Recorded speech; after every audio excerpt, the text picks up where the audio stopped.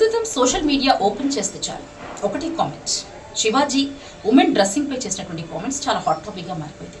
మరి ఆ కామెంట్స్ పై స్పందించడానికి మనతో పాటు BJP state secretary Suravaram Geetha Madhuri మనతో పాటు ఉన్నారు. అయితే అనసూయ కావచ్చు, అందులో భాగంగా చిన్మయి కావచ్చు, కొన్ని మహిళా సంఘాలు కూడా కావచ్చు. అయితే వీళ్ళంతా వ్యతిరేకిస్తున్నారు. వీళ్ళు వ్యతిరేకించడంలో న్యాయం ఉందంటారా? ఇప్పుడు రాజ్యాంగంలో ఆర్టికల్ 21 ఏదైతే ఉందో, right to speak, right to walk, right to do, అలా మనము మన దేశంలో మనకు స్వాతంత్రం ఉంది కాబట్టి వారు దానిని ఉపయోగించుకొని వారి భావనలో, వారి నైజం, వారి ఉద్దేశాన్ని వారు తెలుపుతున్నారు. దానిలో తప్పలేదు. ఇవాళ నేను ఏకీభవిస్తున్నా అని నేను ఎలా చెప్తున్నానో నా స్వేచ్ఛ ప్రకారం నేను చెప్తున్నా.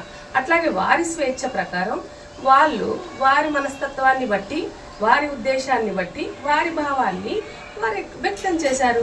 దానిలో వారి ఉద్దేశం తెలియపరుస్తున్నాం. ఇప్పుడు ఎవరైతే